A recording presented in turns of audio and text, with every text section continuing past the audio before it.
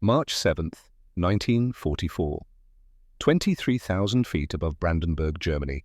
The sky stretched endless and blue, carved only by contrails that wrote the day's violence in frozen script across the heavens.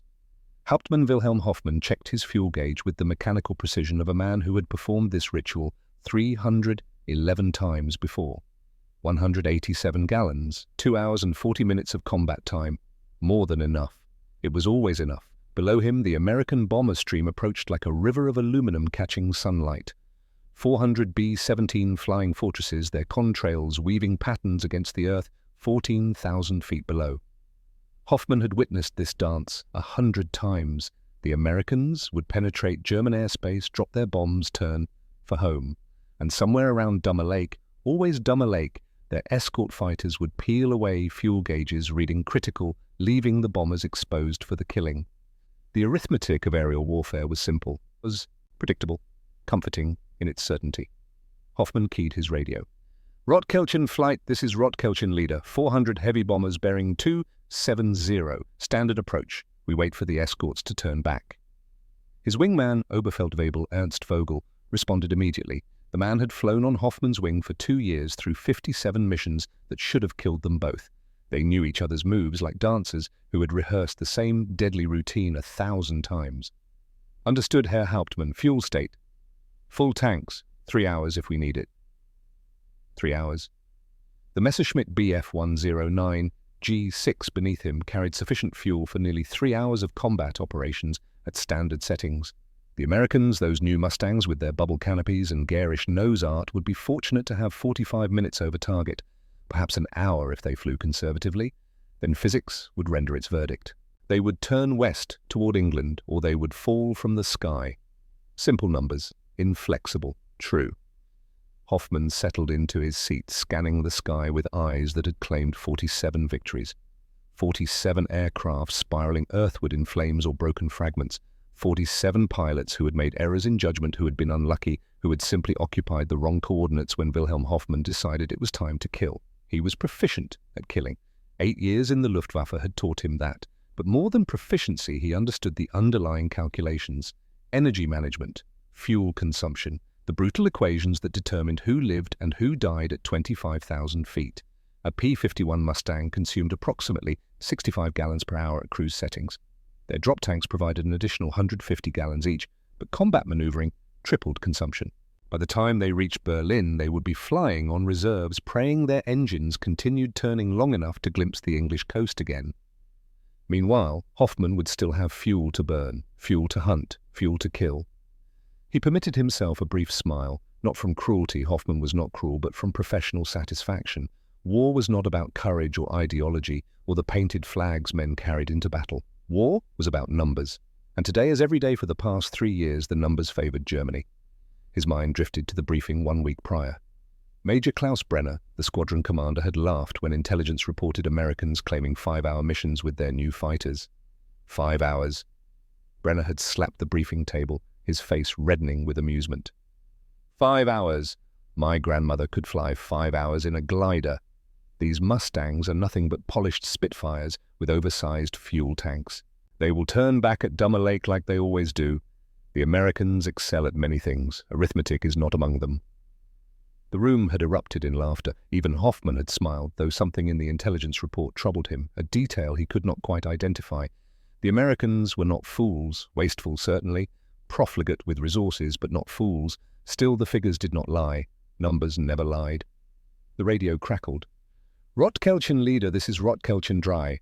I have visual on escort fighters. They appear to be... Herr Hauptmann, they are not breaking off. Hoffmann frowned. He adjusted his goggles and scanned the western horizon. There. The distinctive shapes of P-51 Mustangs, their laminar flow wings unmistakable, even at distance. They remained with the bombers maintaining formation, showing no indication of turning back. They were past Dummer Lake, well past it. 40 miles beyond the point where American fighters always turned for home. Vogel confirmed fuel state. 190 gallons, Herr Hauptmann. And the Americans should have remaining... A pause. Vogel was calculating. If they departed English bases approximately 2.5 hours ago, they should have perhaps 30 minutes of fuel, maybe less. Then they will turn back, any moment. But they did not turn back. 5 minutes passed, then 10. The Mustangs remained circling high above the bomber stream like sharks that refused to abandon the feeding ground. This was wrong. This violated every pattern, every precedent, every mathematical certainty that had governed air combat since 1942. Hoffman felt the first cold finger of unease trace down his spine. "All Rotkelch in flight. Prepare for attack. We proceed as planned." But even as he issued the order, even as he led his swarm, the four-ship, finger-four formation that had become Luftwaffe doctrine, into a diving attack position, Wilhelm Hoffmann understood that something fundamental had shifted. The Americans were still here. They should not be here. The calculations said they could not be here. Yet here they were, and in that moment, Hoffmann experienced a sensation he had not felt in 3 years of combat uncertainty. The numbers that had always protected him, that had always told him when to attack and when to retreat, were suddenly unreliable. The equation had changed, and nobody had informed him of the new variables. 6 months earlier, April 1940, Inglewood, California. The converted furniture factory smelled of sawdust and machine oil and the particular desperation that accompanies impossible deadlines. Dutch Kindleberger stood in what would become North American Aviation's primary engineering bay and wondered if ambition had finally exceeded capability. The telegram from the British Purchasing Commission sat on his desk, its words seared into memory. Urgent. Stop. Require fighter aircraft. Stop. Quantity 300. Stop. Delivery first. Prototype 120 days. Stop. Advise feasibility 120 days to design, build and test an entirely new fighter aircraft. Industry standard was 2 years, sometimes 3. Kindleberger had responded with a single word, accepted. Now, surveying the empty factory floor and the handful of engineers who regarded him with expressions mixing excitement and terror, he questioned whether he had just sentenced his company to bankruptcy. "Edgar," he said quietly, "tell me I have not just destroyed this company."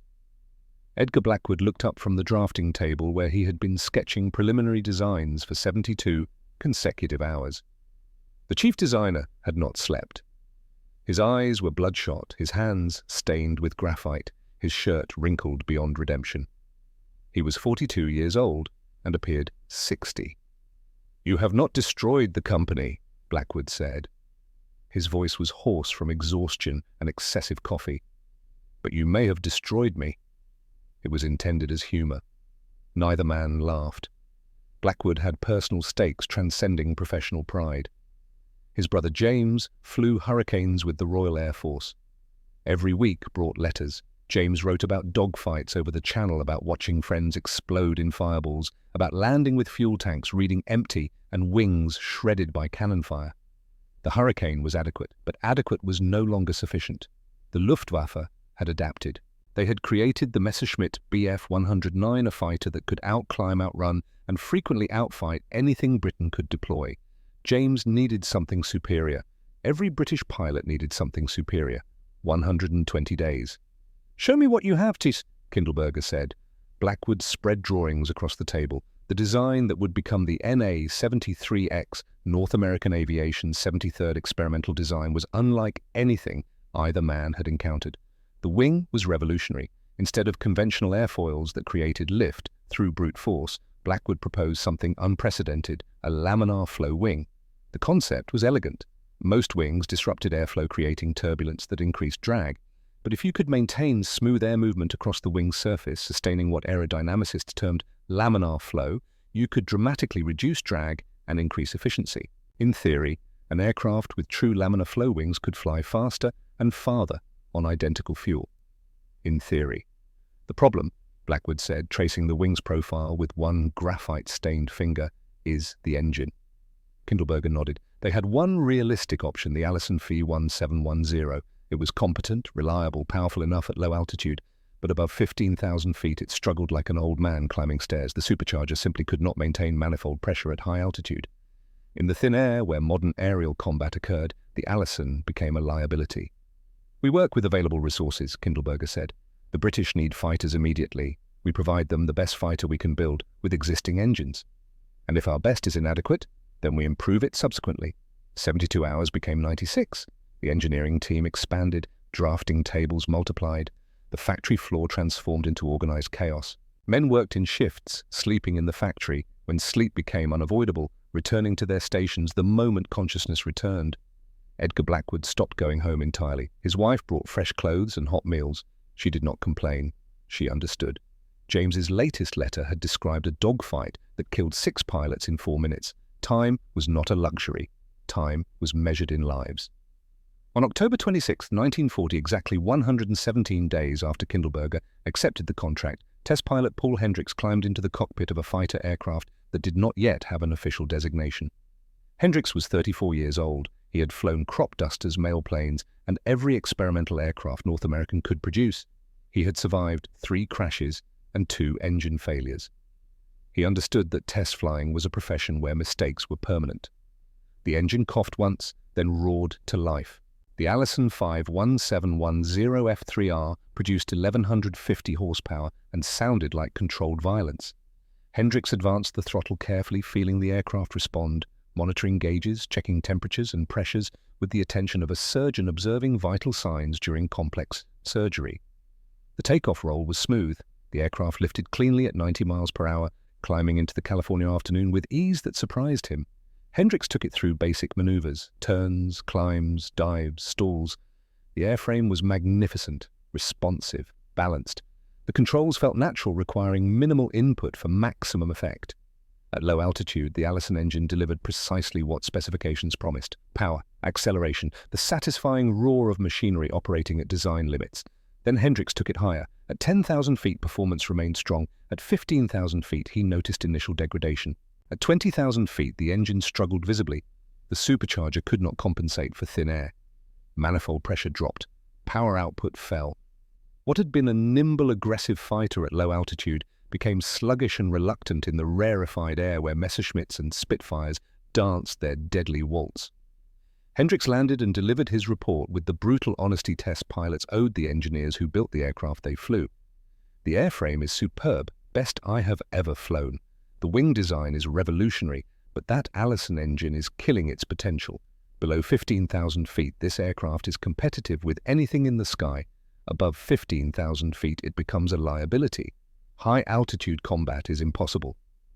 Blackwood listened and said nothing. He had known.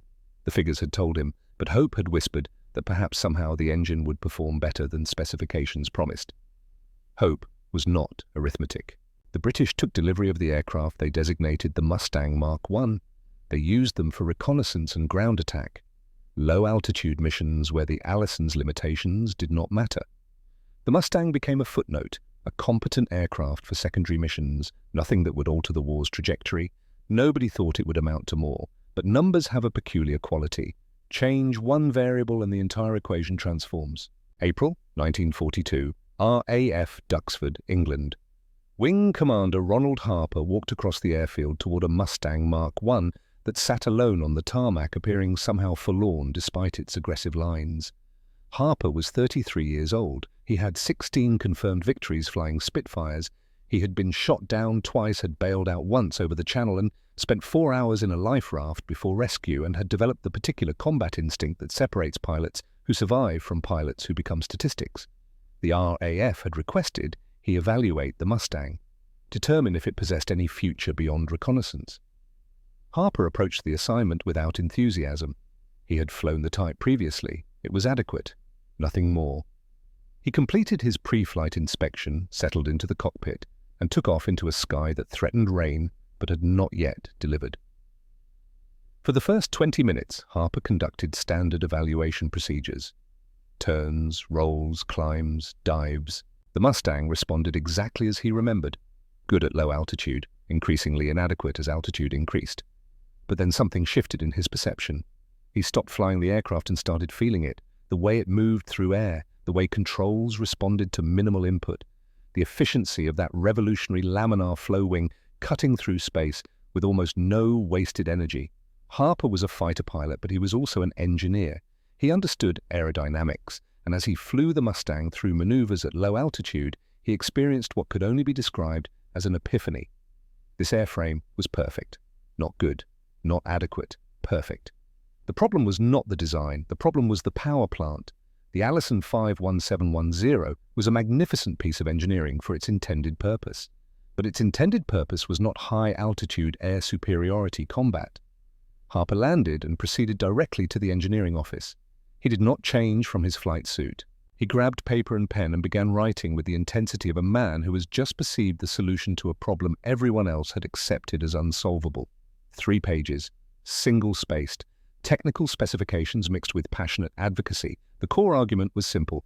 Take this airframe, remove the Allison engine, install a Rolls-Royce Merlin, the same engine that powered the Spitfire, an engine specifically designed for high-altitude performance.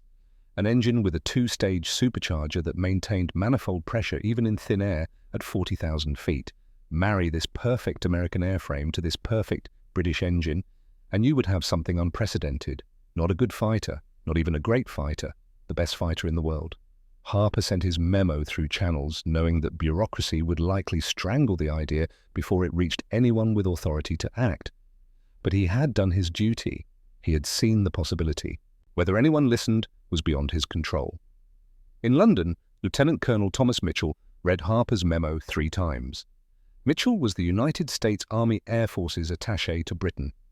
39 years old, a career officer who had spent more time managing logistics than flying aircraft, but who understood that wars were won not by the bravest pilots, but by the best logistics. The memo troubled him. Not because it was wrong, but because it was obviously right. And if it was right, then the United States had been wasting time and resources on escort fighters that could not accomplish the required mission.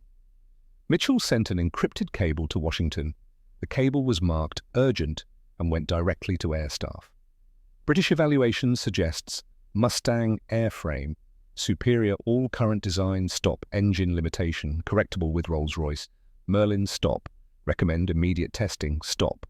This may be game changer, stop. 3 weeks of bureaucratic inertia followed. Mitchell sent follow-up cables. He made phone calls. He leveraged every connection and called in every favor accumulated during 15 years of service. Finally, authorization arrived. Build 1 experimental Mustang with a Packard-built Merlin engine. Test it. Report results. November the 30th, 1942. The aircraft, designated Mustang X, lifted from a British airfield into a grey winter sky. The test pilot's report, submitted 4 hours later, contained language rarely seen in official military documents. Performance exceeds all expectations. Stop. Max speed, 440 miles per hour, plus 50 miles per hour over Allison version. Stop. Service ceiling 42,000 feet, plus 11,500 feet. Improvement. Stop. Fuel consumption, 43 gallons per hour. Stop. Repeat. 43 gallons per hour. Stop. That final number, 43 gallons per hour, changed everything. The Messerschmitt Bf 109G consumed 70 gallons per hour. The Focke-Wulf 190 consumed even more. But this Mustang, this hybrid of American manufacturing and British engineering, sipped fuel like a man savoring expensive whiskey. Simple arithmetic, the P-51B carried 269 gallons internally. Add 2 110-gallon drop tanks and the total became 489 gallons. Divide by 43 gallons per hour and you received 11.4 hours of theoretical endurance. 11 hours, Berlin was 750 miles from England. A Mustang could fly there, fight for 30 minutes and fly home with fuel to spare. It could escort bombers to target and back. It could hunt German fighters over their own airfields. It could go anywhere, remain as long as necessary, and still have reserves for contingencies. The arithmetic of air warfare had just inverted. Mitchell received the report at 0300 hours London time. He read it twice, verified the numbers 3 times, then picked up the phone and called Dutch Kindleberger in California, despite the time difference. "Dutch," he said without preamble, "you just changed the war." "Me." There was a long pause on the line. Then Kindleberger's voice, thick with sleep, but sharpening rapidly. "The Merlin conversion worked." "It did not just work, Dutch. It is a revelation. 43 gallons per hour fuel consumption. Do you understand what that means?" Berlin. Berlin, Munich, anywhere in Germany, the fuel gap is closed, the escort gap is closed. We can protect the bombers all the way to target and back. Another pause. Then, Edgar will want to know. He has been carrying this for 2 years, wondering if we built the right aircraft with the wrong engine. Tell Edgar he built the right aircraft. Tell him his brother can stop dying over the channel now. Tell him we finally have the weapon we need. January 1944, RAF, Debden, England. The sky was the colour of old iron, heavy with moisture that had not yet decided whether to become rain or snow. Captain Nathaniel Garrett stood beside a P-51B Mustang and attempted to suppress the skepticism that had become his default emotional state. The aircraft looked impressive. Sleek lines, bubble canopy providing visibility the Spitfire could never match, but Garrett had heard impressive claims before. The P-47 Thunderbolt was supposed to be invincible. It was fast and heavily armed, but it handled like a truck and consumed fuel like a thirsty elephant. This Mustang would probably disappoint in some new and creative manner. Garrett was 24 years old. He had 12 confirmed victories flying Spitfires with the Eagle Squadron. Before America entered the war, he was proficient at killing German pilots. He took no particular pleasure in it, but he was proficient in the way some men are proficient at higher, arithmetic or music. A natural talent refined through practice and purchased with blood. His brother Samuel had been a B-17 co-pilot. Shot down over Schweinfurt in October 1943, the entire crew lost. 10 men who climbed into their bomber one morning and never returned because German fighters had caught them during the gap when escort fighters had to turn back fuel gauges, reading critical, leaving the bombers exposed for slaughter. Garrett had volunteered for every long-range escort mission since. But range was physics. The Spitfire could only extend so far. The P-47 could reach slightly farther, but not far enough. There was always a gap, always a moment when escorts had to choose between turning back or falling from the sky with empty tanks. Samuel had died in that gap. Thousands of American boys had died in that gap, and no amount of courage or skill or righteous anger could alter the arithmetic. Captain Garrett, Garrett turned. Colonel Herbert Zimmer stood behind him, bundled against the January cold in a leather jacket that had seen better days. Zimmer was 48 years old. West Point, class of 1918, a man who had spent his entire adult life in the military and had developed the particular brand of competence that came from 26 years of service. Colonel? What do you think of your new aircraft? Garrett looked at the Mustang. It is aesthetically pleasing, sir, but aesthetics do not escort bombers to Berlin. Zimmer smiled. It was not a pleasant smile. It was the smile of a man who knows something you do not and is enjoying your ignorance. Walk with me, Captain. They moved away from the flight line toward the operations building where maps covered entire walls and the smell of coffee mixed with cigarette smoke created an atmosphere that had become the scent of war itself. Zimmer stopped before a map of Europe. He traced a line from England to Berlin with one finger. 750 miles, he said. Your Spitfire could make it approximately 300 miles before turning back.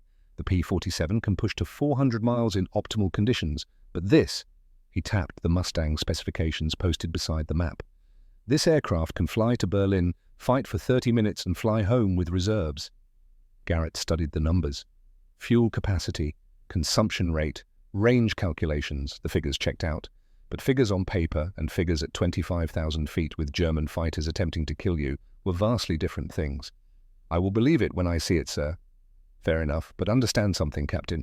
This aircraft changes everything. We are no longer playing defense. We are going on the offensive. We are going hunting. Sir Zimmer turned to face him directly. His eyes were grey and hard and carried the weight of watching too many young men die. For 3 years, we have escorted bombers. We have remained close to the bomber stream, protected them as best we could, and turned back when fuel required. No more. Your new mission is not to protect bombers. Your mission is to clear the sky, hunt German fighters, chase them, run them down. You have the fuel now. Use it. Garrett felt something shift in his chest. This was not defensive tactics. This was not conservation of resources. This was permission to hunt. Colonel, that sounds insane. Zimmer finished. Reckless. Exactly the kind of aggressive nonsense that gets pilots killed. Yes, sir. Good, because the Germans have been hunting us for 3 years. Time to demonstrate what it feels like. Zimmer pulled out a cigarette, lit it, exhaled smoke toward the ceiling. Your training commences tomorrow. You will learn fuel management, optimal cruise settings, how to maximize endurance without sacrificing combat capability. And then you will take this aircraft to Germany and you will kill every Luftwaffe pilot foolish enough to come up and fight. That night, Garrett wrote a letter to his mother. He did not mention the new aircraft or the new tactics. He wrote instead about small things, the weather, the food, the camaraderie of men who understood that tomorrow might be the day their luck expired. But at the end, he added a postscript. Samuel will be avenged. I promise you this. He sealed the envelope and attempted sleep. Tomorrow he would fly the Mustang for the first time. Tomorrow he would learn if the arithmetic that had killed his brother had finally changed. The arithmetic had changed. Wilhelm Hoffmann simply did not know it yet. But on March 7th, 1944, at 23,000 feet above Brandenburg, with fuel for 3 hours of combat and certainty built on 3 years of precedent, Hoffmann was about to discover that in war numbers can become your enemy. The Americans were not turning back. They should have turned back by now. The equation had inverted. And Wilhelm Hoffmann, who had built his entire career on understanding the arithmetic of aerial warfare, was about to learn that when the numbers change, everything changes. The Messerschmitt shuddered as Hoffmann pushed the throttle forward, rolling into the attack dive, 23,000 feet to the bomber stream at 18,000. The mathematics of gravity and velocity transformed potential energy into kinetic force. This was the moment he had executed hundreds of times. This was hunting. Below, a B-17 struggled to maintain formation. Its number 4 engine trailed a thin ribbon of smoke, not enough to indicate catastrophic failure, but enough to mark it as wounded. The herd always had stragglers. The predator always chose the weakest prey. "Vogel, take high cover. I am going for the cripple." "Understood, Herr Hauptmann." Hoffmann lined up the attack run with the precision of long practice. 6 o'clock low.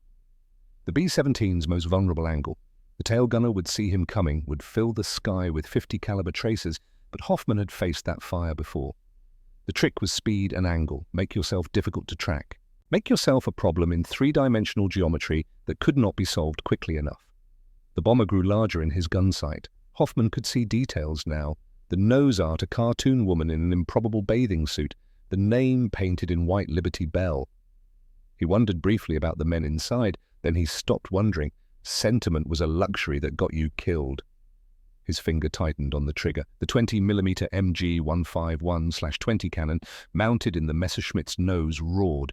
60 rounds per minute, each shell weighing 134 grams, each one capable of punching through aluminum skin and finding the soft things inside.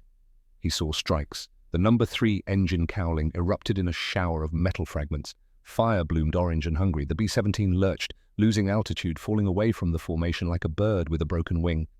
Hoffmann executed the split S that would carry him away from the bomber stream and the inevitable response from the escorts.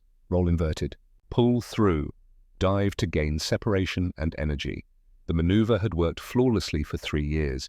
He would be gone before the American fighters could react, diving east towards Sanctuary while they remained tethered to their bombers by fuel calculations and mission requirements. He pulled through the bottom of the dive at 8,000 feet, checking his 6 o'clock scanning for threats. And there, impossibly, was a Mustang, not turning back, not breaking off the pursuit to conserve fuel and return to the bomber stream, but closing, actually closing the distance. Hoffmann felt his throat tighten. This was wrong. This violated every tactical pattern established over 3 years of combat. American escorts did not chase individual German fighters deep into hostile territory. They could not afford to. The mathematics forbade it. He pushed the throttle to war emergency power. The Daimler-Benz engine howled, fuel consumption tripling as manifold pressure spiked to 1.42 atmospheres. 70 gallons per hour became 210. At this rate, he had perhaps 20 minutes before fuel state became critical. 20 minutes, more than enough time to lose one American pilot who would have to break off pursuit soon or find himself gliding home on empty tanks. Hoffmann checked his fuel. 174 gallons, 2 hours 29 minutes at cruise. Factor in the war emergency power burn. Still comfortable, still well within safe margins. He flew east waiting for the Mustang to give up. The Mustang did not give up. 1 minute, 2 minutes, 5 minutes. The American stayed on his tail, matching every maneuver, maintaining position with the confidence of a pilot who had fuel to burn and no intention of conserving it. 8 minutes into the chase, Hoffmann's fuel gauge read 142 gallons. The alarm light blinked amber. Not critical yet, but approaching the threshold where decisions became urgent. He was 30 miles into German territory. 30 miles from where the engagement began. The Mustang should be calculating his return fuel by now, should be doing the arithmetic that would tell him to break off or become a statistic. But still the American came on. Hoffmann's hands were slick inside his leather gloves. Not from fear, not yet, but from the creeping realization that something fundamental had changed. The rules that had governed air combat were being rewritten in real time, and nobody had bothered to inform him of the new equation. At 12 minutes, with his fuel state dropping below comfortable reserves, Hoffman made the decision that tasted like ash. He broke off the engagement. Not because the American had outflown him, but because mathematics gave him no choice. He turned east towards Stendal Airfield and did not look back. Captain Nathaniel Garrett watched the Messerschmitt break away and resisted the urge to pursue further. Not from lack of fuel, his tank still held 297 gallons, enough for nearly 7 hours of flight, but from discipline. Colonel Caldwell's voice echoed in his memory. "You are not trying to be a hero. You are trying to be everywhere. The Germans cannot be allowed to feel safe anywhere in their own airspace." Garrett had just chased a German fighter 30 miles into hostile territory, 30 miles deeper than any escort fighter had gone before. The psychological impact of that would ripple through Luftwaffe briefing rooms. Pilots who had felt secure in their own tactical patterns would now doubt. Doubt bred hesitation. Hesitation bred mistakes. Mistakes bred death. He turned west back toward the bomber stream and keyed his radio. "Horseback leader, this is Horseback 1. Bandit disengaged, returning to station." Colonel Caldwell's response came through with barely suppressed satisfaction. "Copy, Horseback 1. Fuel state?" Garrett checked his gauges. 297 gallons remaining, sir. Approximately 6.9 hours endurance at current consumption. A pause. Then, "Did he know you had that much fuel left?" "I believe he suspected, sir. He broke off when his fuel became critical, not because I forced him." "Good. Let him tell his friends. Let them all know we can chase them anywhere now." Garrett rejoined the bomber stream at 18,000 feet. The formation had tightened after the attack, the surviving bombers closing ranks like a school of fish after a shark passes through. One B-17 was missing. Liberty Bell. 10 men who had climbed into their aircraft that morning were now dead or captured or falling through 20,000 feet of empty air. He thought about Samuel. Then he stopped thinking about Samuel. The mathematics of revenge were complicated and unsatisfying. By the time they crossed back over the English coast, Garrett still had 128 gallons of fuel remaining. Enough for another 90 minutes of flight. Enough to prove that the equation had changed. At Debden, the debriefing lasted 2 hours. Intelligence officers wanted every detail: engagement range, fuel consumption, the German pilot's tactics, and the moment he chose to disengage. They wrote it all down with the careful attention of men who understood that small details could mean the difference between winning and losing a war. Caldwell pulled Garrett aside afterward. "You just proved something that a lot of senior officers did not want to believe. This aircraft can go anywhere. Do you understand what that means? We can escort bombers to Berlin, sir. Bigger than that, Captain. We can hunt. Starting next week, 50% of Mustang flights will be authorized to leave the bomber stream and conduct freelance operations. Find targets of opportunity, strafe airfields, shoot up trains, make the Luftwaffe scared in their own backyard." Garrett felt something cold settle in his stomach. "Sir, ground targets mean civilians, collateral damage." Caldwell's expression hardened. "Ground targets mean ending this war faster. Every locomotive we destroy is supplies that do not reach the front. Every aircraft we burn on the ground is a pilot who does not kill bomber crews tomorrow. You have a problem with that?" "No, sir." "Good, because Major Brenner just laughed at intelligence reports about 5-hour missions. By next month, he will not be laughing anymore." That night, Garrett lay in his bunk and stared at the ceiling. His wingman, Lieutenant Jameson Thorne, occupied the bunk across the narrow room. Thorne was 22 years old, from Georgia, with the kind of easy optimism that came from never having seen anyone die violently. "Nate, you awake?" "Yeah." "They are really going to let us go hunting? Just roam around looking for things to shoot?" "That is what the colonel said." Thorne was quiet for a moment. "Seems almost unfair. I mean, we have all this fuel and they don't. Like fighting somebody with one hand tied behind their back." "War is not supposed to be fair, Jamie. War is supposed to be won." "I know, but Samuel did not get a fair fight. He got jumped by 109s when his escorts had to turn back for fuel. You think those German pilots worried about fairness when they were shooting up a crippled bomber?" More silence. Then, "No, I guess they did not." "Then we do not worry about it either. We have the fuel now, we use it."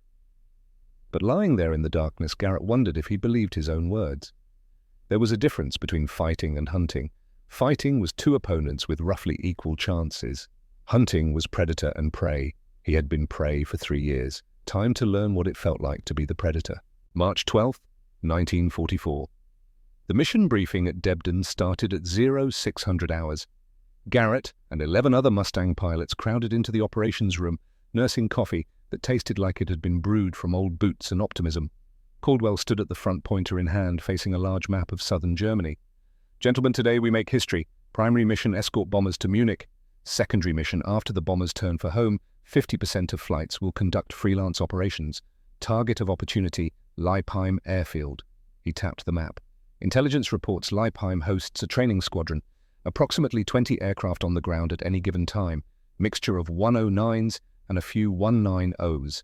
I want that airfield suppressed. Destroy as many aircraft as possible. Make them scared to park their fighters in the open." Garrett raised his hand. "Rules of engagement, sir. Anything on that airfield is fair game. Parked aircraft, taxiing aircraft, aircraft in the landing pattern. We are not here to be sporting. We are here to eliminate their ability to make war." The briefing continued. Weather, frequencies, rally points, escape and evasion procedures, the mundane details that surrounded every mission and kept pilots alive when things went wrong. At 8:30-12, Mustangs lifted off from Debden and climbed into a sky that promised good visibility and moderate winds. They rendezvoused with the bomber stream over the Dutch coast and settled into escort positions. The flight to Munich was uneventful. German fighters appeared twice, but both times broke off without engaging, unwilling to face the Mustang screen. Smart tactics. The Luftwaffe was learning. After the bombers turned for home, Caldwell's voice came through the radio. "Horseback 1 and 2, you are cleared to prosecute secondary targets. Good hunting." Garrett and his wingman Thorne broke away from the formation and dropped to 5,000 feet. The world below transformed from abstract geography into textured reality. Roads, villages, forests, rivers. The landscape of a country that had started a war and was now paying the price. They found Leipheim Airfield 30 minutes later. The runway stretched like a scar across farmland. Hangars clustered at the eastern end, and there, parked in neat rows with the confidence of men who had never been attacked in their own backyard, sat 8 Messerschmitt 109s. "Jamie, do you see what I see?" Thorne's voice crackled with excitement. "Fish in a barrel, boss. We make one pass, fast. Do not get greedy. In and out." "Understood." Garrett pushed the nose down, accelerating to 400 miles per hour. The Mustang's 650 caliber Browning machine guns were loaded with a mix of armor-piercing and incendiary rounds. Each gun could fire 800 rounds per minute. Simple mathematics, 6 guns times 800 rounds equals 4,800 rounds per minute. 4,800 bullets looking for targets in a 60-second window. The first 109 exploded when Garrett's rounds found its fuel tank. The second caught fire. The third and fourth shredded under the impact of 50 caliber bullets traveling at 2,900 feet per second. He pulled up hard, climbing away from the airfield, checking his 6 for threats. None. The Germans were still scrambling, still processing the reality that American fighters were over their training base in the middle of Germany. 2 more 109s were taxiing for takeoff, desperate to get airborne and fight back. Thorne caught them both. The first disintegrated in a fireball. The second managed to leave the ground before Thorne's guns tore its wing off. It cartwheeled into the grass and exploded. 6 aircraft destroyed in 90 seconds. Garrett turned west toward England and tried to feel satisfaction. Instead, he felt hollow. Those pilots on the ground never had a chance. They were sitting targets. Shooting them felt less like combat and more like execution. "Nate, you okay?" Thorne sounded concerned. "Fine. Let's go home." The flight back to Debden took 3 hours. They landed with 40 minutes of fuel remaining, enough for contingencies, enough to prove once again that the mathematics had changed. The gun camera footage played during debriefing. Caldwell watched it 3 times. "Outstanding work, gentlemen. 6 confirmed destroyed on the ground, 2 destroyed during takeoff. This is exactly what we need. Make them scared in their own backyard." Garrett accepted the praise and said nothing about the tightness in his chest. War was supposed to be about fighting enemies who could fight back. But if the enemy could not fight back, was it still war? Or had they crossed some line into something uglier? That night, Thorne found him outside the barracks smoking a cigarette that he had bummed from a British airman. "First time you have smoked since I have known you," Thorne observed. "First time I have needed to. You feel bad about today. The Germans on the ground." It was not a question. Garrett took a long drag and exhaled slowly.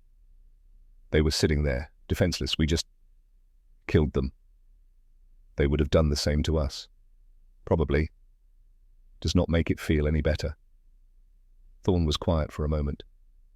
My daddy fought in the last war. He told me once that war changes you. The trick is making sure it changes you into something you can still recognize. Your daddy sounds like a smart man. He was. Germans killed him at Belleau Wood in 1918. Garrett looked at his wingman with new understanding. I did not know. No reason you should. Point is, those pilots on the ground today, they chose to put on that uniform. They chose to fight for Hitler. And if we do not stop them there, they come after bomber crews, after guys like your brother. I know the logic, Jamie. Logic is not the problem. Then what is... Garrett crushed the cigarette under his boot. The problem is I am starting to like it, the hunting, and that scares me more than anything the Luftwaffe can throw at us. May 29th, 1944. Wilhelm Hoffmann stood in the intelligence briefing room at Stendal and listened to information that made his blood run cold. The American strategy had evolved. They were no longer content with escorting bombers.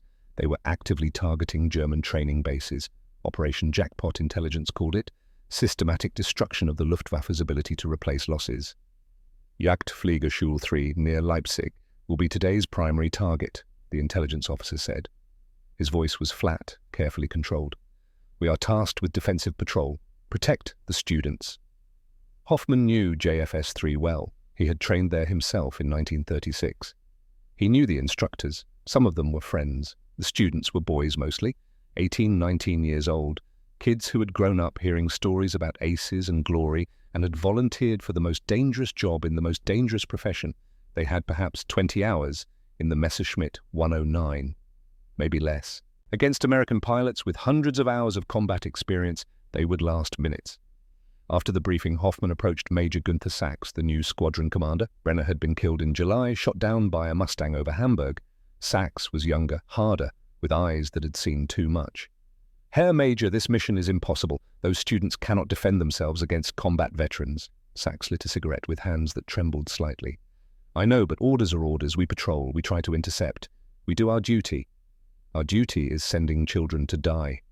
Our duty, Sachs said quietly, is losing this war as slowly as possible and keeping as many of our people alive as we can. If the students die, they die. If we do not try to protect them, then we are no better than the Americans who hunt them. Hoffmann had no response to that. War had become a series of impossible choices. Every option led to death. The only question was whose death and how many. At 1100 hours, Hoffmann led a flight of 4 109s toward JFS-3. They orbited at 20,000 feet, watching the students below practice basic formation flying.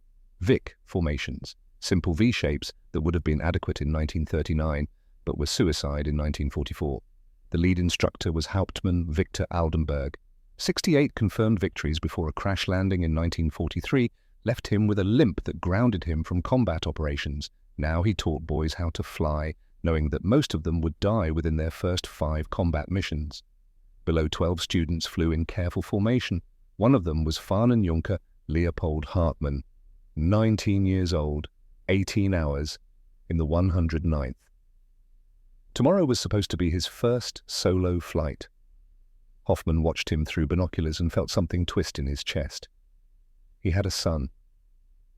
Johann was only 9, but in another decade he would be eligible for military service. If this war continued, if Germany kept bleeding, Johann would climb into a cockpit one day. Some American pilot would kill him in his first combat. The mathematics were inevitable. The radio crackled, static. Then Aldenberg's voice tight with fear. "Break formation! Enemy fighters dive!" Hoffmann snapped his attention west. 12 Mustangs, low and fast. The students scattered like frightened birds. It was over in 4 minutes. Hoffmann and his flight tried to intervene. They dove into the fight, trying to draw the Mustangs away from the students, but the Americans had fuel and altitude and combat experience. They ignored Hoffmann's flight and focused on the easier prey. Hartmann froze at the controls. Hoffmann watched through his canopy as a Mustang lined up behind the boy. Watched the tracers reach out. Watched Hartmann's 109 shudder and catch fire. The boy bailed out. The parachute deployed. He would survive with injuries. Many of the others did not. 12 students. 4 minutes. 9 confirmed kills. 3 parachutes. The Mustangs climbed away untouchable, heading west with fuel to spare. One of them circled Aldenburg, who had wisely chosen not to engage, a moment of professional courtesy, pilot to pilot, a recognition that some men were too valuable to kill cheaply. Garrett's voice came through on the international emergency frequency in German. "Land, Hauptmann, your war today is over." Aldenburg landed. He climbed out of his cockpit and vomited in the grass. Hoffman landed 30 minutes later. He went to the hospital where the survivors had been taken. Hartmann lay in a bed, his leg in a cast, his face pale with shock. "Herr Hauptmann," the boy said. He tried to salute. Hoffman waved it away. "How do you feel?" "I never fired a shot. I just froze." Hoffman sat in the chair beside the bed. He did not know what to say. What comfort could he offer? The truth was too brutal. You are alive by luck and nothing else. The Americans have fuel to hunt you in your own backyard. They will come again. Most of you will die. "You are alive," Hoffman finally said. "That is enough for today. I wanted to be like you, an ace, someone who mattered." "I have 47 victories," Hoffman said quietly. "And what does it matter? We are still losing. Every day the Americans come with more aircraft, more fuel, more everything. Your survival matters more than any number of victories." But Hartmann was 19 and did not understand yet. "I will do better next time." There would not be a next time. Hartmann would be grounded after the injuries healed. The Luftwaffe no longer had the fuel or time to retrain pilots who froze in combat. He would spend the rest of the war in some administrative position, alive and ashamed. Hoffman left the hospital and stood in the parking lot staring at the sky. Somewhere up there, American pilots were flying home with fuel to spare, probably congratulating themselves on a successful mission. They had killed children today. Hoffman knew this. He also knew that those children, given time and training, would have killed American bomber crews. War had become arithmetic of future threats. Kill them now before they can kill us later. The mathematics made sense. The mathematics always made sense. But understanding the arithmetic did not make it hurt less. That night he wrote to his wife Margaret. He did not tell her about the students. He wrote instead about small things, the weather, the food, how much he missed her and Johann. He signed it with love and sealed the envelope, knowing that the censors would read every word and that none of it mattered. The war was lost. He had known it since March, when the Mustangs refused to turn back. Everything since then had been mathematics of delay. How long could Germany hold? How many more had to die before the arithmetic reached its inevitable conclusion? Hoffman did not know the answer, but he knew with the certainty of a man who had spent 8 years flying fighters that the equation would resolve itself sooner than anyone in Berlin wanted to admit.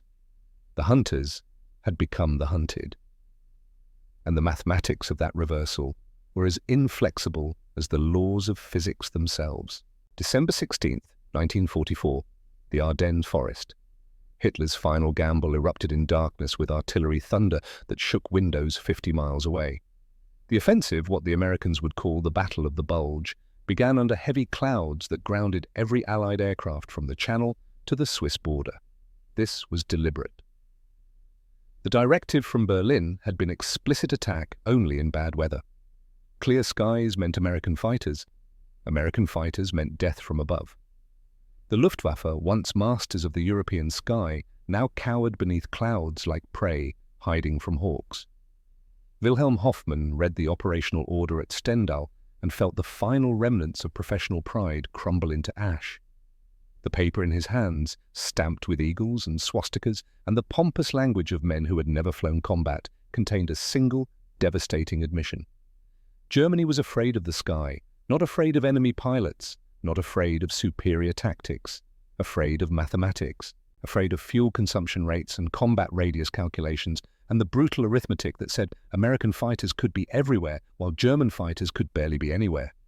"We are hiding," Hoffman said to Major Gunther Sachs, "like children hiding from thunder."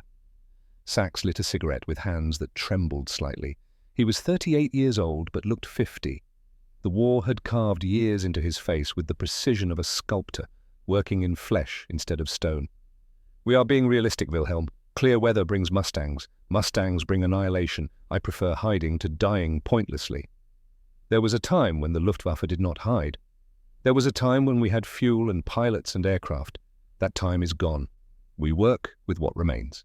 For 6 days the weather held. German armor pushed west through snow and fog, surprising American forces reclaiming the initiative that had been lost since Normandy. Without air support, the ground war reverted to what it had been in 1940: tanks and artillery and infantry deciding outcomes through violence and will. Then on December 22nd, the weather cleared. Hoffman watched the sunrise from Stendhal's flight line. The sky was crystalline blue visibility, unlimited, the kind of perfect flying weather that pilots dreamed about in peacetime and dreaded in war. He checked his watch, 06:23 hours. By 0900 the first reports would come in.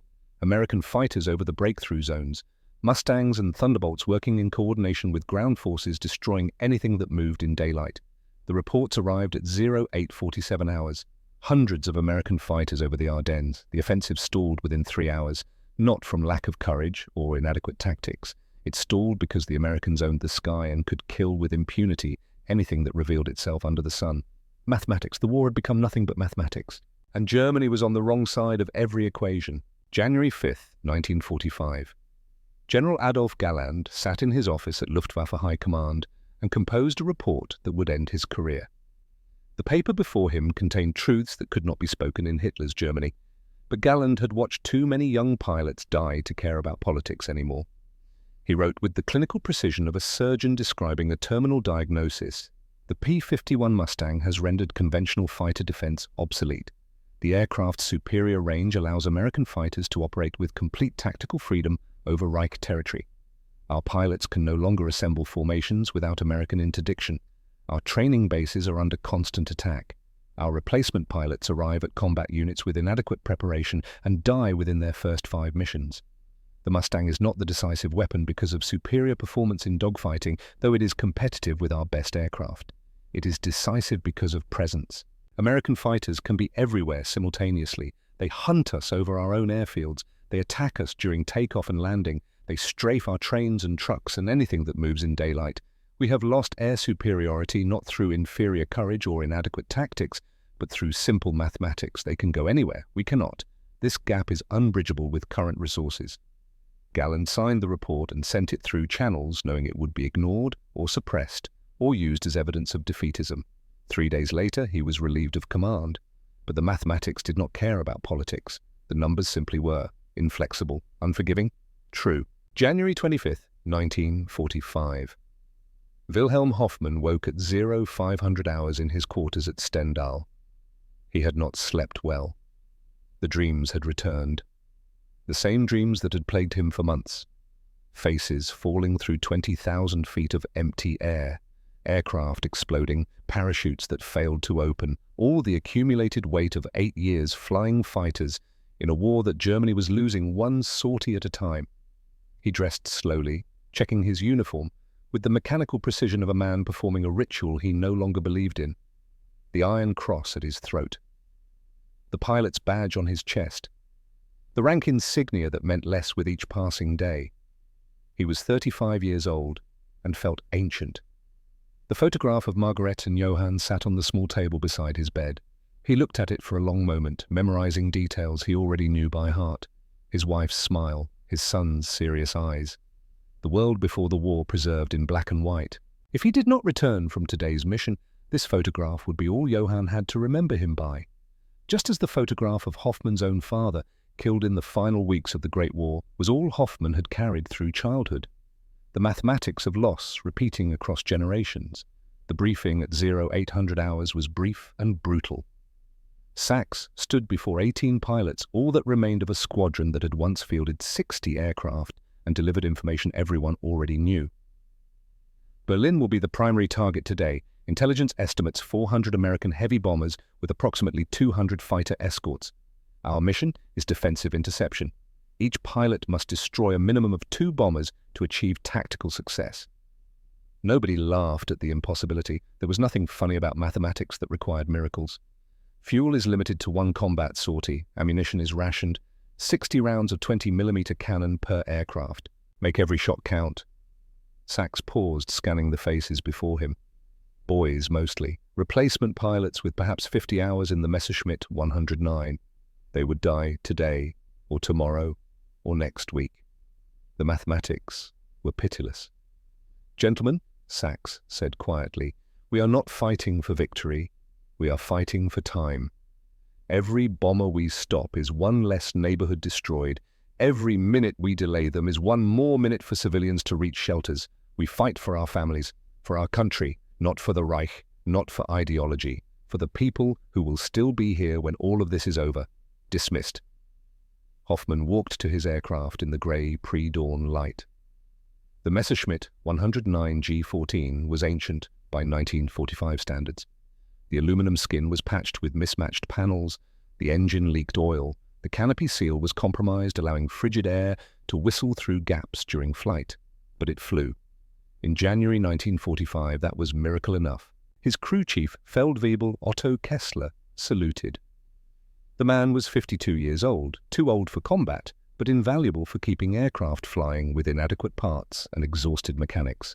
"She is ready, Herr Hauptmann. I checked everything twice." "Thank you, Otto." "Bring her back, sir. We are running out of aircraft faster than I can repair them." "I will try." Ernst Vogel appeared at his wing. The man had flown as Hoffman's wingman for 2 years. They had survived together through 50 missions that should have killed them both. Vogel was 29 years old with the face of someone much older. "Wilhelm, if today is the day.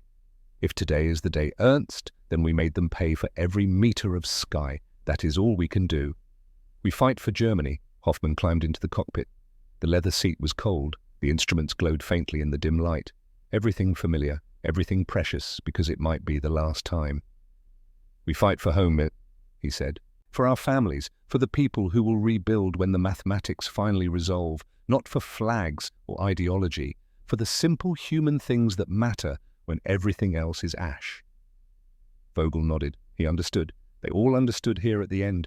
The war had burned away everything except the essential truth you fought to protect the people you loved. Everything else was just noise. They took off at 10:45 hours. 18 Messerschmitts climbing into a sky that promised perfect visibility and moderate winds. The kind of day when being a fighter pilot felt almost like a privilege instead of a death sentence. Berlin appeared at 1100 hours. The bomber stream stretched across the horizon like a plague of mechanical locusts. 300 B-17s in combat box formations designed for mutual defensive fire. Above them, around them, everywhere, the Mustangs flew escort. Hoffman counted quickly, at least 200 American fighters against 18 German. The mathematics was so absurd they transcended despair and became almost abstract. Numbers on a page. Statistics that would be analyzed by historians in some distant future when the killing finally stopped. But for now, in this moment, the numbers meant death. German death, mostly. The Americans would lose some aircraft, but Germany would lose pilots it could not replace. The exchange rate favored abundance over scarcity, always. Hoffman scanned the formation looking for opportunity. There, a B-17 falling behind the stream, trailing smoke from its number 4 engine, already damaged possibly by flak, struggling to maintain altitude. The bomber crews would be debating whether to continue or turn back. Either way, it was vulnerable. The last gift the war would give him. One clean shot at a crippled target. "I am taking the straggler at 4 o'clock low," Hoffman transmitted. "Vogel high cover." "Understood, Herr Hauptmann." The dive was familiar. 8 years of practice had burned the maneuver into muscle memory. The geometry of interception was something Hoffman calculated without conscious thought. Angle, closure rate, lead, all the mathematics of killing distilled into instinct. He closed to 400 meters. The B-17 grew in his gun sight. He could see details now. The nose art, a cartoon woman in improbable clothing, the name painted in white script, Lady Liberty. Ironic. The Americans always named their bombers after abstract ideals. Liberty, freedom, justice, as if words could armor aluminum against cannon shells. 300 meters. His finger found the trigger, the familiar weight and texture. How many times had he pressed this trigger? How many aircraft had fallen? 200 meters. Optimal firing range. He squeezed. The 20mm MG151/20 cannon roared. The aircraft shuddered with recoil. He saw impacts along the B-17's wing, saw the number 3 engine cowling disintegrate, saw fire bloom orange and hungry. The bomber lurched violently, lost altitude, began the slow spiral that would end in impact or disintegration. The crew would be bailing out if they were lucky and conscious. 10 men whose war just ended in fire and falling. Victory? Number 48. Hoffman felt nothing, no satisfaction, no remorse, just the hollow acknowledgement that he had added another number to a ledger that would close soon regardless. He executed the split S that would carry him away from the formation, the maneuver that had saved his life 100 times, roll inverted, pull through, dive to gain separation and energy while the escorts were still reacting to the attack. But as he pulled through the bottom of the dive at 8,000 feet, the radio crackled with Vogel's voice, tight with fear. Vogel hit port wing on fire, bailing out. Hoffman was alone. He checked his fuel gauge. 42 gallons, 18 minutes to Stendhal at maximum economy settings, 15 minutes if he had to maneuver. The margins were so thin, they barely existed. 84 kilometers to home. 52 miles of hostile sky between his current position and sanctuary. He did the arithmetic automatically. Distance divided by speed equals time. Time multiplied by fuel consumption equals total fuel required. The answer came back negative. He did not have enough. His only chance reduced to absolute minimum cruise settings and pray the engine lasted long enough to glide the final approach. He turned east, toward Stendhal, toward home, toward Margaret and Johann, and whatever remained of the life he had built before the war, consumed everything. Then he saw the Mustang. Nathaniel Garrett had been at 20,000 feet when he watched the Messerschmitt kill Lady Liberty, had seen the 109 execute its attack with the precision of a veteran, had recognized even from altitude that he was watching a master at work. He checked his fuel gauge out of habit. 132 gallons, 95 minutes of flight time, more than enough to pursue. The tactical situation was clear. One German fighter breaking east, running for home. Low on fuel, the smoke trail from his engine suggested he was already burning reserves. An easy kill. Victory number 25, the number that would complete his rotation and send him home to Virginia. Horseback 2 Bandit breaking east. I am engaging. Jameson Thorne's voice came back immediately, concerned. Nate, you have 24 victories. One more and you are done. You can go home. 24 victories. 24 German pilots who had died because Nathaniel Garrett was good at converting oxygen and aluminum into corpses. 24 sets of parents who would never see their sons again. 24 empty chairs at dinner tables across Germany. One more and he would join the aces. One more and the mathematics would be satisfied. One more and Samuel would be avenged as completely as vengeance could be measured in enemy dead. He just killed 10 Americans, Jamie. I am going after him.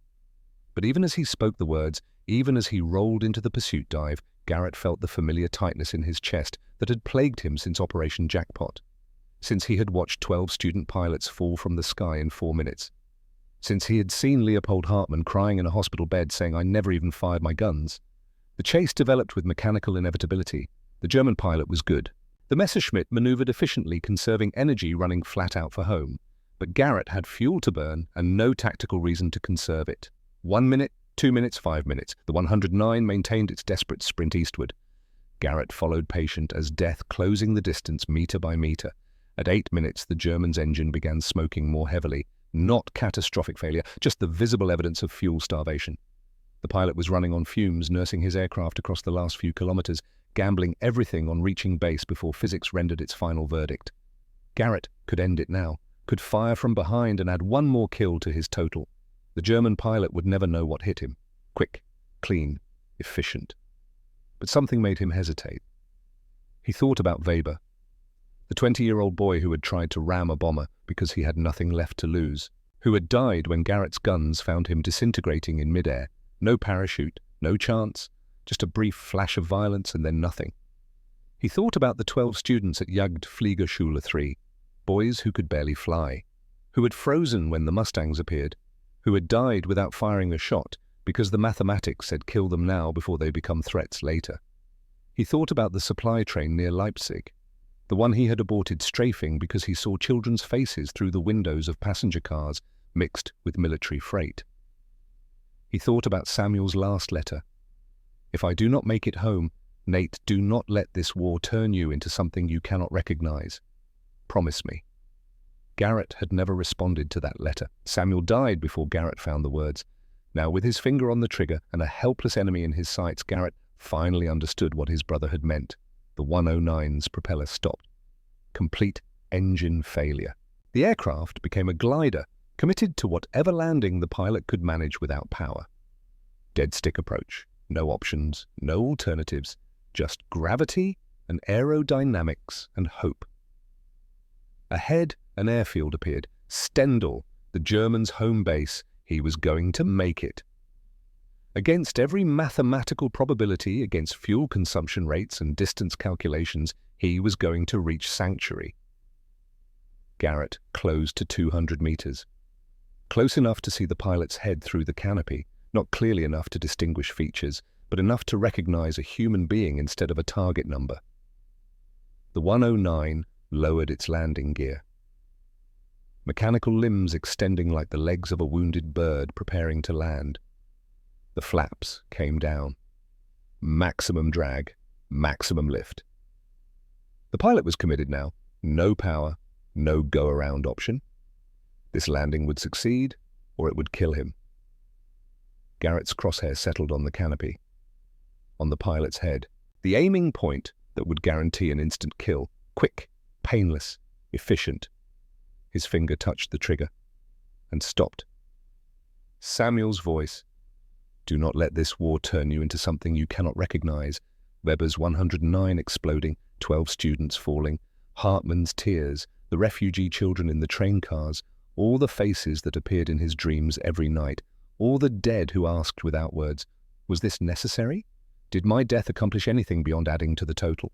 The mathematics said yes. The mathematics said every enemy killed was one less threat. Every German pilot shot down was one more American bomber crew that might survive.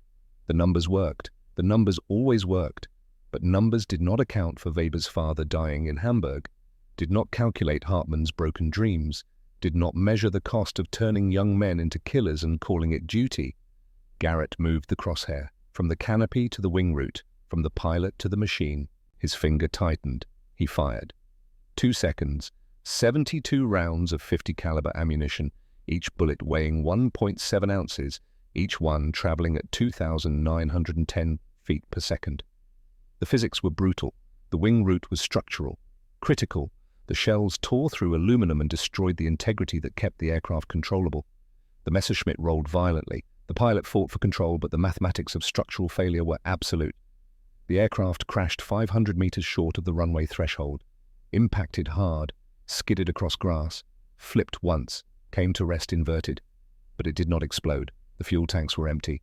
Nothing left to burn. Garrett pulled up, climbing away from Stendhal. He looked back once, saw figures running from the base toward the wreck, saw the pilot crawl from the inverted cockpit, saw him stand, blood on his face, but alive. Alive because Garrett had aimed for the wing instead of the head. Alive because one American pilot had chosen mercy over mathematics. Garrett rocked his wings, the old signal, pilot to pilot, respect transcending nationality. Then he turned west, toward England, toward debriefing and questions he could not answer. His hands were shaking on the stick. He had 24 victories, would always have 24. The mathematics would never be satisfied completely.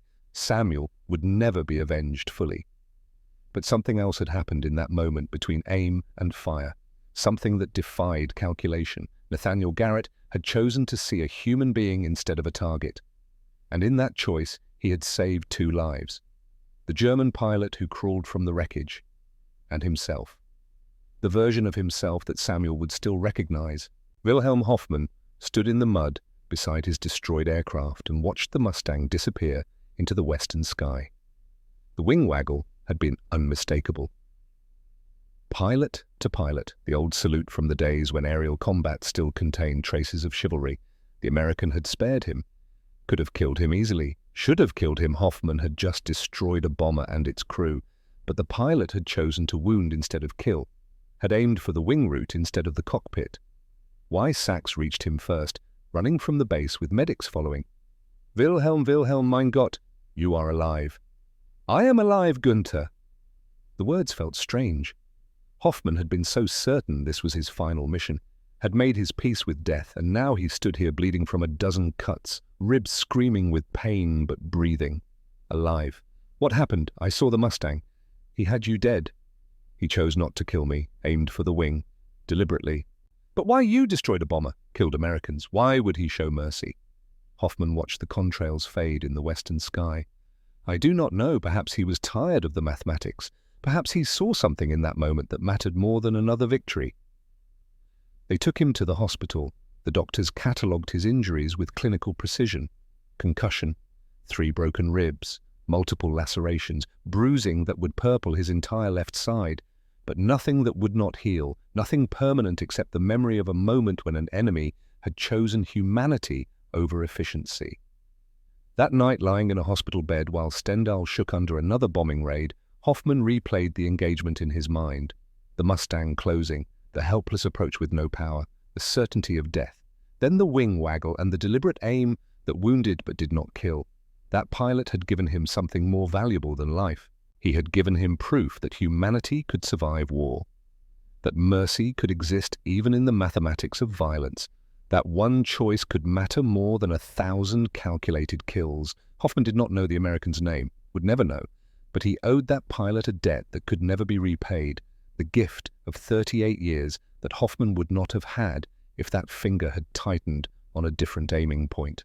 38 years to see Johann grow to manhood, to hold grandchildren, to rebuild, to be human again instead of just a killer in service of a failed state.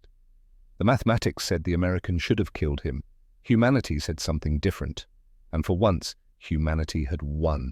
April 15th, 1945. The war was ending in increments. The Russians were in Berlin. The Western Allies were across the Rhine. What remained of Germany was a shrinking pocket of resistance that diminished daily. Nathaniel Garrett flew his last combat mission on a morning when spring had finally won its war against winter. The sky was impossibly blue. The temperature had climbed above freezing for the first time in weeks. Life was returning to the earth. Death continued in the sky. His target was a supply train near Leipzig. Intelligence reported it carried ammunition and fuel to units still resisting in the east. Garrett found the train exactly where intelligence predicted, a locomotive struggling under heavy load black smoke pouring from its stacked freight cars stretching behind. He lined up for the strafing run. Standard attack profile, dive to build speed, level off at 200 feet, trigger squeeze, watch the destruction, climb away before ground fire found you. Then he saw them. Mixed among the military cargo cars were passenger cars, and through the windows faces, women, children, old men, refugees fleeing the Soviet advance, riding whatever transportation could move west toward uncertain safety. Garrett pulled up without firing. "Horseback 1 wire abort," Herbert Zimmer's voice cut through the radio, sharp with irritation. "Civilians present, sir. I am not firing on refugees." A long silence. The kind of silence that preceded career-ending decisions. "Horseback 1, that train carries military supplies. You are ordered to prosecute the target." "Sir, I see children. I am not firing." The words hung in the radio silence. Every pilot in the flight heard them. Every pilot understood what they meant. Refusal of a direct order, insubordination, courts-martial territory. Garrett did not care. He had killed enough. Had satisfied the mathematics of revenge beyond any reasonable accounting. Samuel's death had been paid for in German blood dozens of times over. Now he just wanted to stop seeing faces in his sleep. He turned west toward Debden and waited for consequences. The debriefing was brief and cold. Zimmer dismissed the other pilots and closed the door with deliberate control. 25 victories, Silver Star, Distinguished Flying Cross. You are a hero, Captain Garrett. "I do not feel like a hero, Colonel." Zimmer sat on the edge of the desk. His face showed every day of the past 4 years. "Nobody feels like a hero, son. War does not create heroes. War creates survivors and corpses and people who lie awake at night, wondering if they did the right thing." "I refused a direct order, sir." "You refused to kill civilians. There is a difference." Zimmer pulled out a cigarette, lit it, exhaled slowly. "How many did you kill, Nate? Not aircraft? Pilots? Human beings?" Garrett thought about Weber, about the students, about all the Messerschmitts that had exploded or burned or simply fallen from the sky with dead pilots at the controls. "I do not know exactly, 60, 70. The bombers I escorted probably killed thousands more. Tens of thousands if you count the bombing itself." "And your brother, how many men did he kill before they killed him?" Samuel was a co-pilot. He did not kill anyone. He just flew and died. Killed by a German pilot who was following orders and doing his duty, and probably went home and slept fine that night. Zimmer stubbed out his cigarette. "You saved thousands of bomber crews, Nate. Thousands of Samuels who got to go home instead of falling over Germany. The mathematics work. The lives saved exceed the lives taken." You should be proud. The mathematics work, Garrett repeated. The numbers balance, but every one of those numbers was somebody's son, somebody's brother. I keep thinking about their families, about the mothers getting telegrams. The mathematics do not account for that grief. No, they do not. War is a ledger written in blood, and the accounts never truly balance. Zimmer stood. You are being rotated home. Orders came through this morning. The war here is over for you. What about the train, the refusal? What refusal? I see no report of refusal. I see a pilot who aborted an attack due to unacceptable civilian casualties. That is called good judgment, Captain, not insubordination. Garrett looked at the colonel with new understanding. Thank you, sir. Do not thank me. Just go home and try to forgive yourself for surviving. That is harder than it sounds. On May 8, 1945, Germany surrendered. The war in Europe was over. The mathematics had resolved. Abundance had defeated scarcity. Logistics had beaten skill. The arithmetic of industrial warfare had proven absolute. Final statistics arrived in the weeks that followed, numbers that attempted to quantify the unquantifiable. The P-51 Mustang, 15,586 produced. 213,873 combat sorties flown. 4,950 aerial victories claimed. 2,520 aircraft lost to all causes. Kill ratio 1.9, 6 German aircraft destroyed for every Mustang lost. The Luftwaffe fighter force, 28,000 pilots served. 16,000 killed in action. Casualty rate, 57%. But numbers did not show the faces, did not calculate the mothers who waited by windows for sons who would never return, did not measure the weight of survivors' guilt or the cost of dreams interrupted. The mathematics of grief were infinite and unsolvable. Garrett received his orders on May 11th, rotation to the States, discharge within 6 weeks, return to civilian life. As if a man could simply stop being a killer because a document said the killing was over. Jameson Thorne found him packing his belongings into a duffel bag that had traveled halfway across Europe. You did good, Nate. Your brother would be proud. Would he? Garrett folded a shirt with mechanical precision. I became very efficient at killing, very good at the mathematics of death. Is that what Samuel wanted? Samuel wanted you to survive. You survived. That is enough. But it was not enough, and both men knew it. Victory was coming home with blood on your hands and trying to wash it clean. Victory was looking in mirrors and not always recognizing the face looking back. They shook hands at the airfield. Thorne staying in Europe, career military, already thinking about the next war. Garrett going home to Virginia to try to remember who he had been before violence became his profession. The flight across the Atlantic took 14 hours. Garrett spent most of it staring at nothing, thinking about the German pilot at Stendal, about the choice that had saved 2 lives in a war that had taken millions. He wondered if that pilot had survived the final weeks, wondered if he had family waiting, wondered if he lay awake at night seeing faces just as Garrett did. The mathematics would never answer those questions. Some things existed beyond calculation. Wilhelm Hoffmann was released from the Allied POW camp on October 3rd, 1945. They gave him back his life and sent him toward whatever remained of Germany. Munich was destroyed, not damaged, not wounded. Destroyed. 60% of the city reduced to rubble by bombing raids that had turned architecture into geometry and neighborhoods into mathematical problems solved through high explosives. He found Margaret and Johann in the basement of what had been their apartment building. They had survived in a shelter, emerging each morning to verify that the world still existed in some form. Johann was 10 years old now, taller than Hoffmann, remembered, thin from inadequate food, but alive, alive. The word felt like prayer and miracle combined. Papa! The boy ran to him, and Hoffmann caught him and held him, and tried not to cry in front of his son. You came back, Margaret whispered. She looked older. The war had carved years into her face, just as it had carved them into Hoffmann's. They said so many did not come back. An American pilot spared me. January. I was helpless, and he chose to wound instead of kill. Why would he do that? Hoffmann looked at his son, at his wife, at the future he had been given. I do not know, mercy perhaps, or maybe he was as tired of the mathematics as I was. Rebuilding was slow. Germany had to be reconstructed from ruins. Hoffmann found work as an aircraft mechanic. The irony was not lost on him. 8 years destroying aircraft, now repairing them for businessmen and tourists who flew for pleasure instead of war. He never flew again. Could not.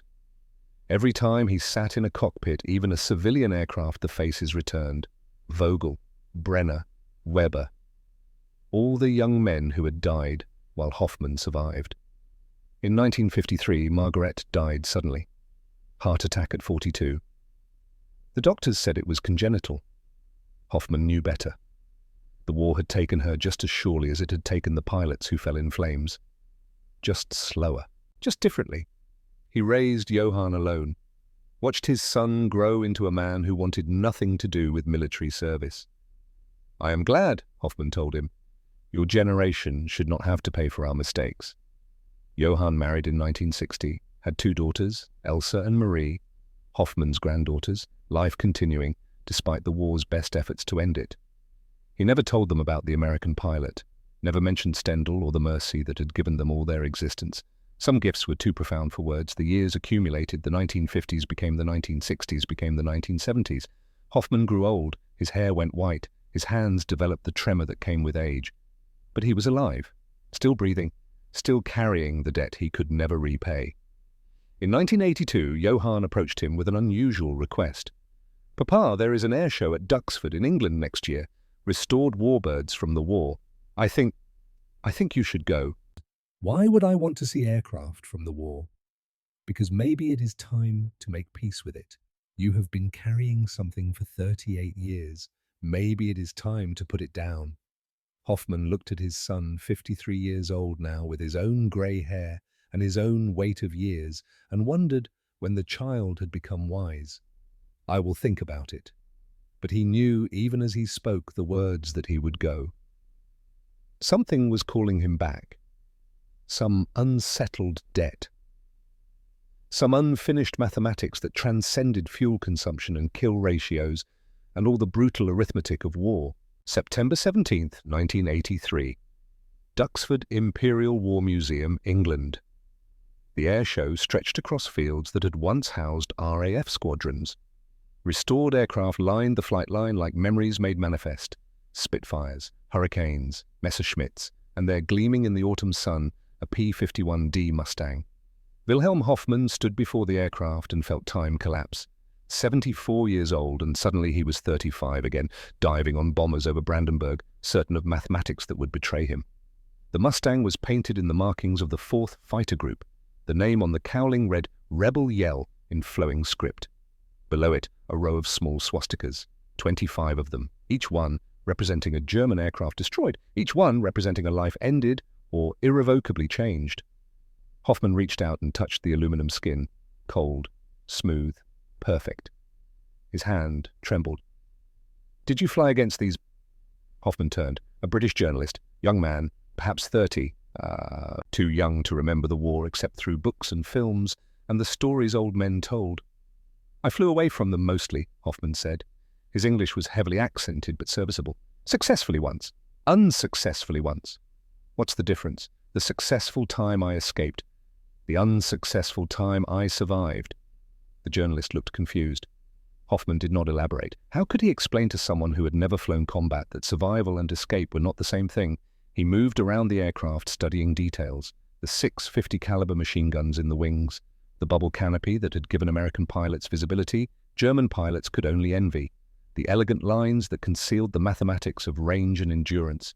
Then he saw the man on the other side of the aircraft, 63 years old, grey hair, lines carved deep around eyes that had seen too much, wearing a leather jacket despite the mild weather, touching the Mustang's propeller with the reverence of someone handling something sacred. Their eyes met across the aircraft, and time stopped. Hoffman knew. Knew with absolute certainty, despite 38 years and an ocean and the changes age had written on both their faces. This was him. The pilot who had spared him at Stendhal. The American's eyes widened.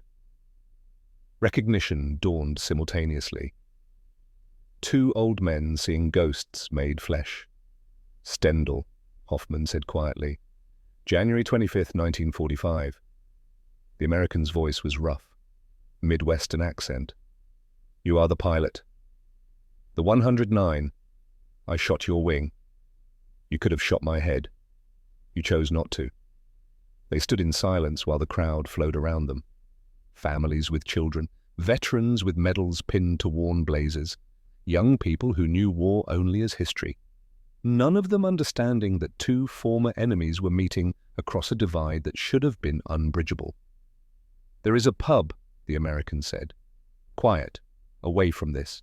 We should talk." The White Horse was exactly what Hoffman needed. Dark. Quiet. The kind of place where old men could tell truths without interruption. They sat in a corner booth, 2 pints of bitter between them, neither man drinking yet. "I am Wilhelm Hoffman, Hauptmann Jagdgeschwader 11, 47 victories."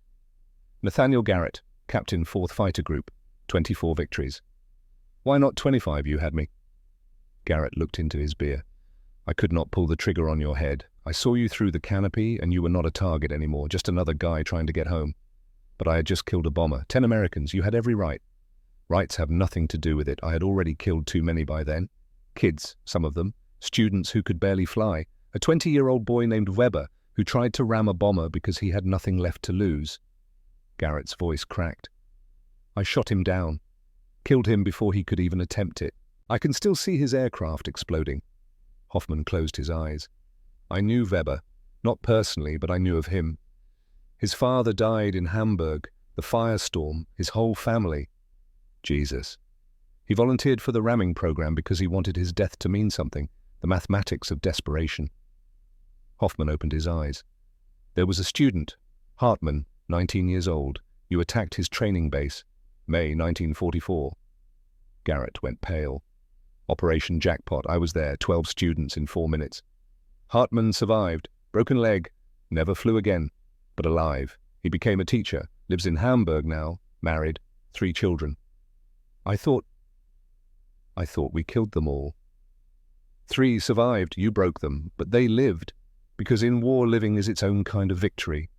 The conversation continued for 3 hours. They compared wounds, shared names of the dead, discovered that the mathematics that had divided them, fuel consumption and range calculations and kill ratios, mattered less than the simple human fact of survival. "You gave me 38 years, Hoffman said finally. "My wife Margaret died in 1953, but I had 10 more years with her because you aimed for my wing. My son Johann, I watched him grow to manhood, marry, give me granddaughters named Elsa and Marie. They exist because you chose mercy that day." Garrett's hands were shaking. He gripped his beer glass to hide the tremor. "I am glad. I did not know if you survived the crash. I could not kill you. I had killed too many.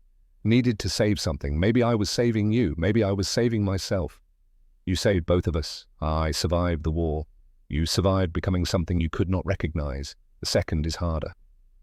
They talked until the pub closed, exchanged addresses, made promises to write, stood in the parking lot under stars that looked the same, whether viewed from England or Germany or the dead air 25,000 feet above Brandenburg. "The Mustang won the war," Garrett said. "The Mustang changed the mathematics," Hoffman replied. "Made it possible for you to be everywhere. Made it impossible for us to feel safe anywhere. Yes, it won. But winning is just arithmetic. What matters is what we did when the arithmetic gave us choices. I chose mercy once. In a war where I chose violence 100 times. Once was enough. Once gave me 38 years. Once gave my granddaughters their existence. Once proved that humanity can survive mathematics." They shook hands, old men with old wounds. Former enemies who understood what the young could not, that war was easy to start and impossible to end, even when the shooting stopped. Hoffman flew back to Munich the next day. But something had changed. The debt he had carried for 38 years felt lighter. Not forgiven debts of that magnitude could never be forgiven but acknowledged, witnessed, shared. He died in 2001 at 92. His final words to Johann were clear and deliberate. "Tell the American pilot's story. Tell them that enemies can become brothers.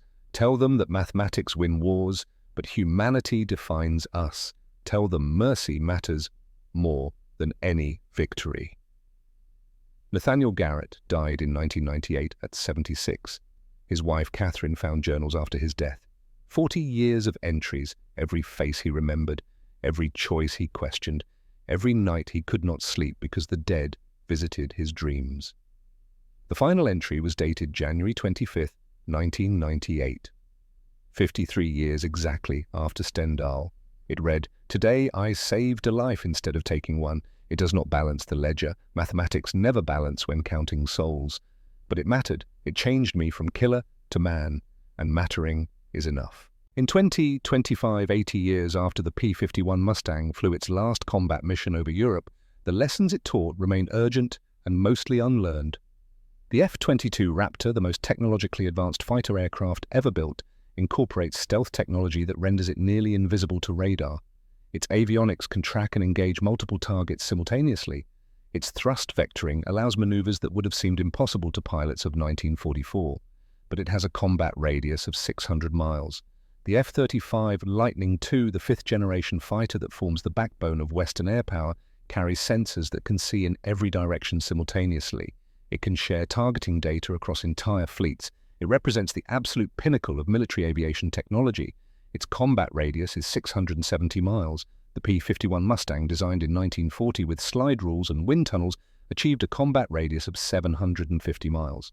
Modern aerial refueling exists because we still cannot solve the problem that Edgar Blackwood and Ronald Harper solved 80 years ago: how to make an aircraft go farther on the fuel it can carry. The mathematics persist.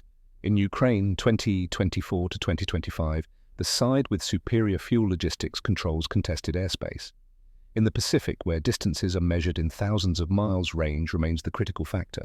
China to Taiwan, 100 miles. Taiwan to US bases at Guam, 1,800 miles. The arithmetic is brutal and unchanged. Range equals power projection. Logistics equals victory. The Mustang proved this in 1944. We are still learning the lesson in 2025. But Wilhelm Hoffmann and Nathaniel Garrett taught something technology cannot replicate. They proved that mathematics can be overridden by humanity, that mercy matters more than efficiency. That one choice made in the split second between finger and trigger can define a life more completely than 1,000 calculated victories.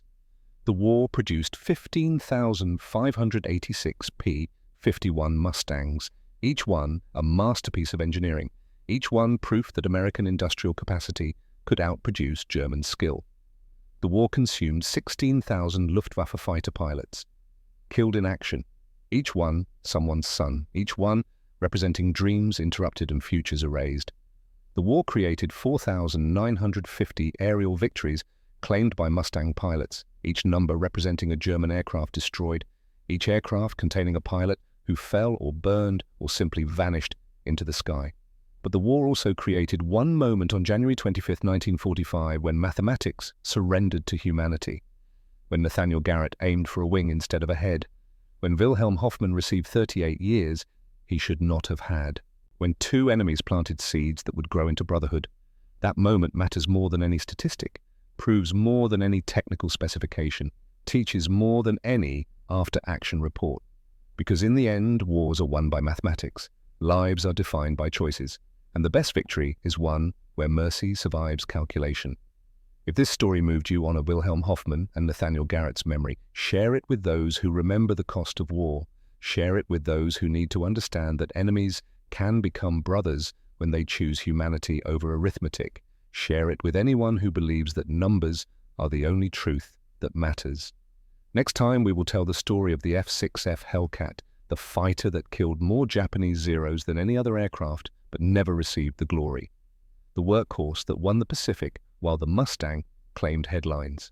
The proof that sometimes the best weapon is the one that simply shows up and does the work without drama or recognition. Until then, remember, the P-51 Mustang changed aerial warfare through superior range and fuel efficiency. But the true lesson was taught by two old men in an English pub, discovering that the mathematics of war matter less than the choices we make when mathematics give us options. Wilhelm Hoffmann chose to spare students who froze in combat. Nathaniel Garrett chose to spare a helpless pilot at Stendal. Both men chose humanity when efficiency would have been easier. Both men proved that we are defined not by the kills we claim, but by the lives we choose to save. The Mustang won the war through superior logistics. Hoffmann and Garrett won their humanity through superior choices. History remembers the first. We should honor the second, because mathematics win wars, but mercy wins souls.